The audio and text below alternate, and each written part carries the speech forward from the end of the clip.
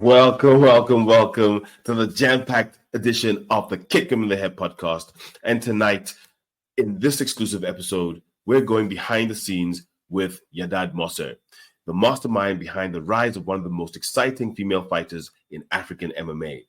Yadad not only guided Julia Chuku to her historic victory win against Dana Van Veek at EFC 119, but he also manages a roster of talented athletes who are making waves in the fight world. From Demba Sek, the Black Tiger, to Ananias Mulemba fighting out in Brave, or Flex Munwe out in AKO, or Felice Mugo, who's fighting for the EFC women's strawweight title. Strategy and insights will be provided by him as to how he helps these fighters shape their careers and shape their journeys. Get ready for an inside look at the world of elite fighting management and training with the renowned Elite Training Center manager, Yadad Moser. Yadad, welcome to the Kick 'em in the Head podcast. Good evening. Thank you for having me. Amazing to have you. Now, as I mentioned there, you've got a very nice stable of fighters fighting in various promotions from Nigeria to Bahrain to South Africa. How is it managing fighters from such diverse backgrounds, and how did you get into fighter management? So, the story is quite long. I was a fighter myself. When I was in Europe, I fought amateur, then I fought MMA.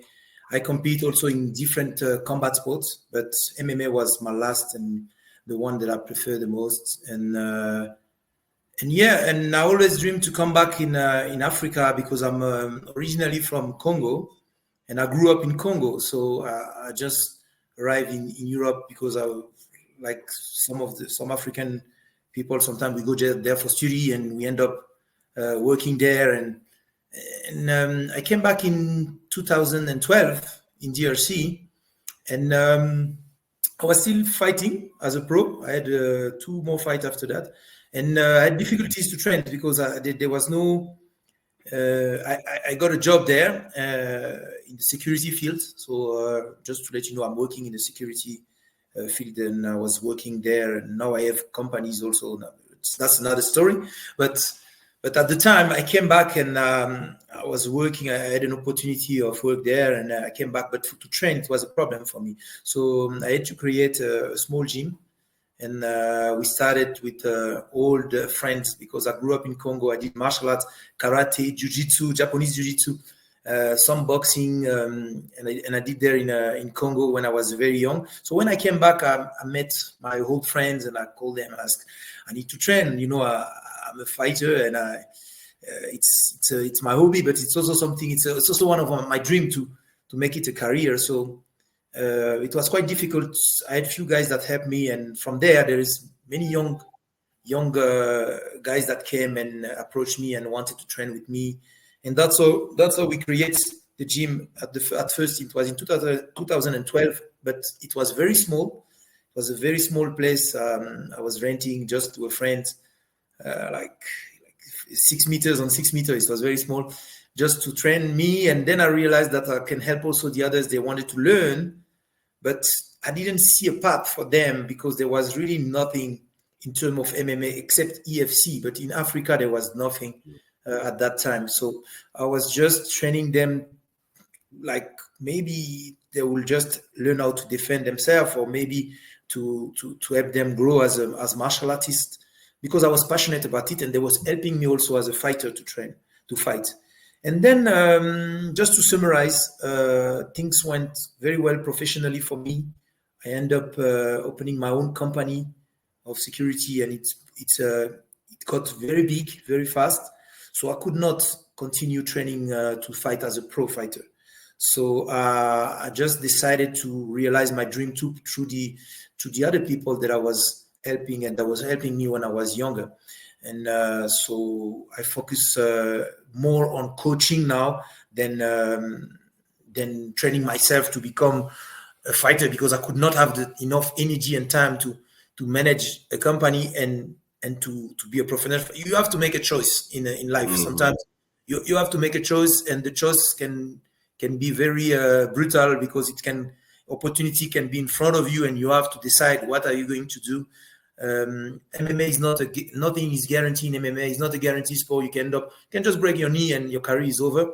But if you have an opportunity in terms of business, something that is working and is very stable, the choice was very, very simple to do. Not so simple, but it was very obvious, I would say. So I made the choice of working and continue developing my business, and on the side, giving the facility growing, making my facility grow, so we can have better training for the ones that they were in the elite training center, so they can have let's say better training, more chance to grow. And I was hoping that maybe one day we can have one or two guys that can start fighting internationally. That was in 2000, maybe in 15, that things started to be like that. I wrote to EFC at the time. They were not responding. It was very difficult. So I was writing them a lot. And I can understand they had already fighters from many nationalities in South Africa, and flying someone that you don't know just because he writes you a mail, big promotion. At the time, they were not responding. So it took us a little bit of time for us to give us credit. And we had to start, first of all, making small amateur events in Congo. So I helped the federation to get developed. So that's the first step we had to do, and to make sure there is a federation that can be well organized, that we help develop. At the time, I was only having Congolese fighters in my gym, and they did very well in the tournament, the Congolese national amateur tournament. They won everything. My young fighters won everything there, and so they got awarded the pro license, and so we started to look for fights outside, because there was no pro event in DRC at the time. So there was no pro event. It was very complicated. We had to write big promotion like EFC was not interested to take a fighter with 0-0, coming from outside, flying and all the costs with that. So we had to look for smaller promotion and try to sponsor our own transportation, so the guys can have the opportunity to turn pro and fight pro. And that's how we have the first generation of fighters that did very well, and the second generation of fighters that did even better. And we went in across Africa. There was small shows like Lome Fight Night in Togo, Benin. We ended up in Nigeria also, because they had some events way early also before. And we went around Africa. I mean, I've been in Zambia, Tanzania, but there was no event. That was for another thing. Uganda, Egypt, Ghana, Benin, Togo, Nigeria, Cameroon. Of course, they had an event there at the time. It's called Imbing Small Promotion. So we went in many small promotion there to get our fighters recognized and to have them records a little bit better. And they were doing very well. So I was like more motivated than everything on investing on my guys when they were producing. They were delivering every single fight they were doing. I was even surprised. Am I so good as a coach, or is it the MMA scene is not maybe grown enough in Africa to the point that we are dominating so well? But it's a little bit of both, I would say. And the more time went, the more we tried to improve the guys and do better things. So at some point, we got in contact with EFC because I was there in one of the AMAF that was happening in South Africa, and we get in touch with Graham, and they give us a shot. At the time, they were more looking for girls because they want to grow that division for a long time, and so I think I started with Juliet Hooker. I think you remember Juliet Hooker from Nigeria. Oh, I cannot hear you. Sorry. Yes, I remember her very well. Yeah, so just to tell you the story, how did I got those fighters? When I was going to different events and bringing my own fighters, I was seeing other fighters that were also very talented, because you cannot be just nationalist and look only on your people. You can also appreciate the talent of other countries. So when I was going in those events, I was seeing other fighters they were talented, and I was going to talk to them because sometimes they are talented, but they don't have the help or someone that can help them grow. And so I was explaining the plan I can provide, the service I can provide for them, and what we can do to get the careers. Some accepted, some refused, and we move with the one that joined our team. That's how people from different countries, like we have Senegal Dembasek that joined our team. We have Juliet Huka from Nigeria that joined our team. Juliet Chuku, Felista Mugo that came to. They are living in DRC for almost all year, and they're just moving back to their country from time to time to see the family, mostly Christmas or festive period. Sometimes when they don't have fight also, we fly them back to their countries just so they can also relax a little bit. But yeah, that's how it started. And we noticed that there was some stuff that need to be adjusted. That's why we could not let them train themselves in their own countries, because we want to have a control on the training to make sure they can produce the result we want. Because we were like I told you at the beginning, we were investing in fighters because we had to pay for ticket for them to get in different smaller shows that cannot afford, and to build the record so they can be a little bit more recognized, and they can have the opportunity to maybe have a shot in bigger show like EFC or AKO, which are the two biggest promotion you have in Africa. So that's a bit the story. So let's talk about a bit EFC and how I started with EFC. We had that girl Juliet Huka, and she was just she's still with us. I mean, we are every day with us, but she signed with PFL now, and she was a raw talent, and it's like a diamond you find, and you just need to refine it and to make it shine, you know. And she came to our facility, and we start training her a bit, adjusting few things, and then we went to EFC after one event. I think it was the second fight I was doing with her that we brought her to EFC, because EFC wanted to build back that promotion, that division, sorry. And the first fight she took, it was at flyweight, which was a bit above the way that she's performing best. But the opportunity was there. We could not refuse it. We took it at flyweight, and she performed very well. She fought against Miska Lopsher from PFA. I think it's a girl from South Africa here. And she did very well. I mean, Miska is a strong athlete, great jiu-jitsu player. And she was also the African IMAF champion. So we just took that girl in a division above, and it was quite a challenge, but Juliet really managed it well, and I was very happy. She managed and won the fight. Then we discussed with EFC, we said that we need to get her to strawweight. That's where we get her down to strawweight, and she was very, very dominant in that division.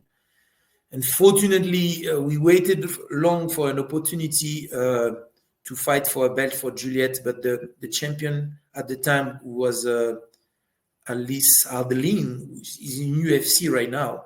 And she was not having it. I don't know if maybe she was busy with other stuff, or maybe she knew that she had an opportunity with UFC, so she didn't want to take a risk to defend the belt. So we've been waiting for almost a year to get that title fight for Juliet Huka. I see. Did not happen, and the contract expired, and Juliet was free, and we move on. You know, we move on. There was not for Juliet any interest other than fighting for the belt. There was no opponent, like worthy opponents, and we have to be honest. We trying to get some fight, but some of the girls, they just dodge. I will not give any names, but some of the girls, they just avoid her so much, and that's it. Now she's in PFL, and we have a younger sister that is very young, that is Felista Mugo, that is also in strawweight now. She's doing well. She had a first setback when she came in EFC the first time. She lost to Nicole Van Wyk, and at the time, Felista had only 10 days training in our gym. You know, she just joined the team, and I had the opportunity to make her fight because they were looking for short notice replacement fight. So you think you're gonna take it? I made a mistake in management because I should have maybe not give her that fight, but she just took that fight and she was not ready. So she lost the fight for Nicole.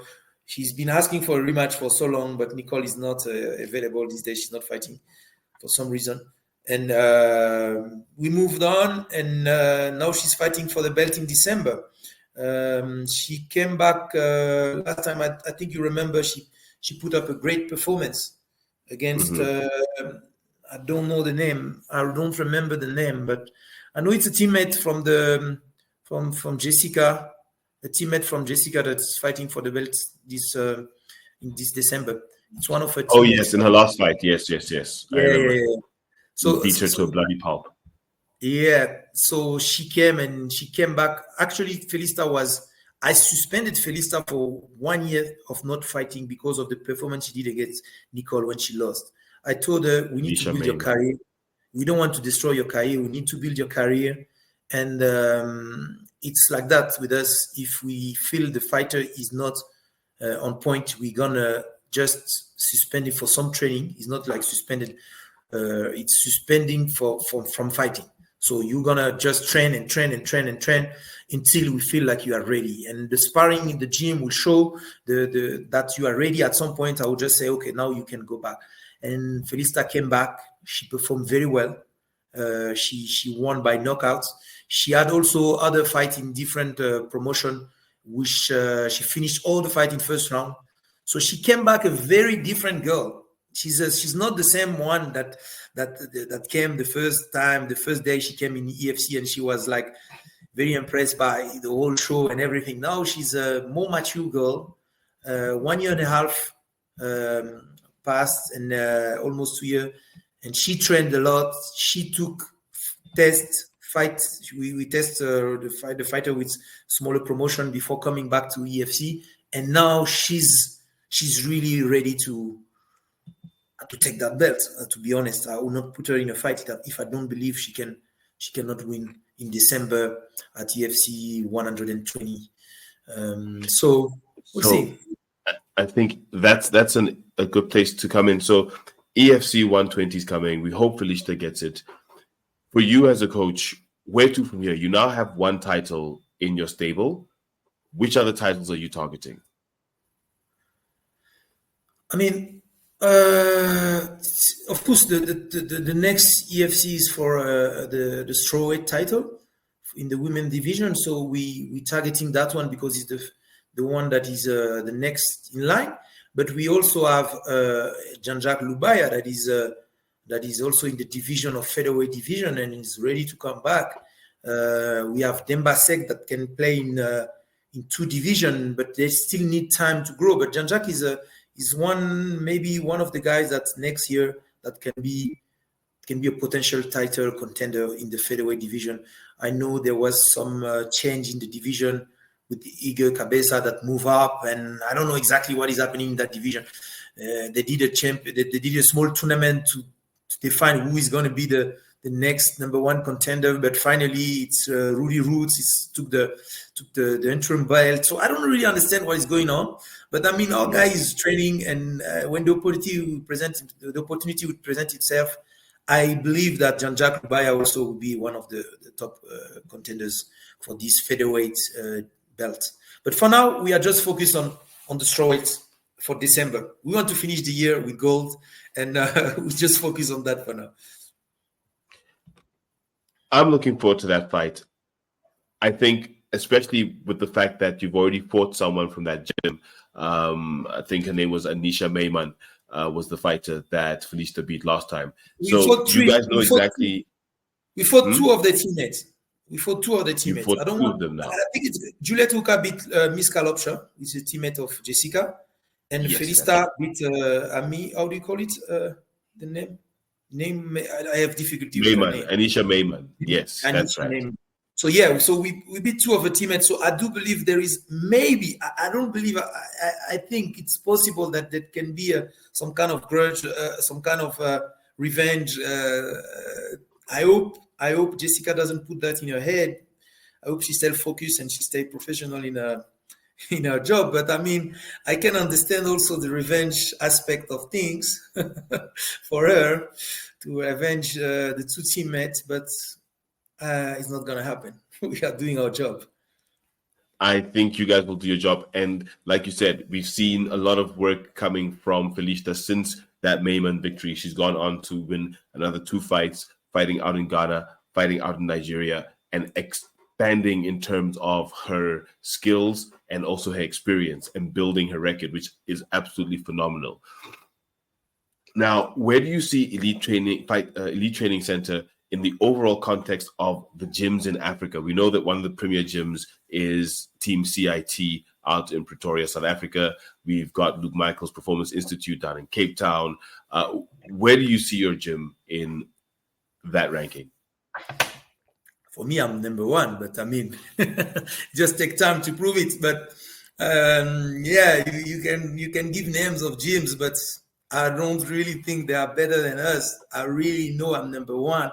We have even in the amateur, we have IMAF two-time African champion. He went to the world. He almost got to the final. It's the referee stoppage was the referee stopped the fight arbitrarily. That's a mistake of referee. But honestly, we have a guy that could have been even world champion in IMAF amateur. And in amateur scene, we have 3 guys that took medals in African. And a lot of fighters, like a lot. I'm not going to tell. In the amateurs, guys, we have a lot of, and they will come and you will know the name soon. And in pro, we already show, we have a UFC fighter also. Don't forget, we have Musasa, Josias Musasa, who got in the UFC last September. We were in Vegas because he got a shot at the Dana White Contender Series, and we just won it. We won the fight. It was a very competitive fight against an opponent that was the direct teammate of Mirab in the Mirab Makashvili, the one that took the belt to Sean O'Malley recently. So in the 61 division, Josias Musasa, I do believe is one of the best, but they don't know. But he just handled the guy with ease. It was not even hard for him. He told me, I could have done better than this, but the stage, the stakes, everything altogether, the UFC is a different things, But he took a guy with 9-0 from Georgia, teammate, training in America, training all year round in America with the best bantamweight of the division. So he's also a bantamweight. Musasa is a bantamweight, just so you know. So it's a 61 division, 135 pounds division. So he took the teammate of the best bantamweight in the world, just to tell you. And he beat him, and he got his contract to the UFC. So we are a UFC gym, a UFC caliber gym. And I will not want to make comparison with others because I don't have time to go and look, but I don't know how much other gyms, how much UFC caliber fighters they produced. But I think most of the gyms in Africa is 1, sometimes 2. I believe we're going to have 5, 6, 7 soon. So I think we are the best gym in Africa. Honestly and sincerely, I really believe in it. It's just a matter of time for it to show. I agree. Just a matter of time. Yadad, thank you so much. It's very interesting hearing how you've turned, you've made a hub of MMA in the Congo, Lumumbashi, and you're exporting your fighters to the world, because we don't really hear about Congo being the center of MMA, and quite frankly, having that many fighters coming from outside of the country to actually train there, basically for the whole year. So congratulations on that. And I'm sure the MMA community around you is very thankful and very grateful. So for anyone who's looking for you on the socials, where can they find you? What are your social media handles? Yeah, my social media handle is, if it's my private account, is Yad, YAD.Moser on Instagram, or Yadad Moser on Facebook. And you can also find our social media, Elite Training Center, etc.MMA, or Next Fight Management on Instagram. Next Fight Management. Amazing. In one word. That's about it. Yeah, thank you so much for the time. at Head Kick Pod on all platforms. To everyone listening, don't forget, as always, to like, comment, and subscribe to all our channels: Facebook, Instagram, TikTok, YouTube. Please do like, comment, and subscribe wherever you are. Yadad, thank you so much for the time. I really appreciate it, and we look forward to speaking to you again soon. And good luck in the title fight against G.I. Jest Munami. That's going to be a very, very, very good fight against Felice de Mugo. Until next time, salute.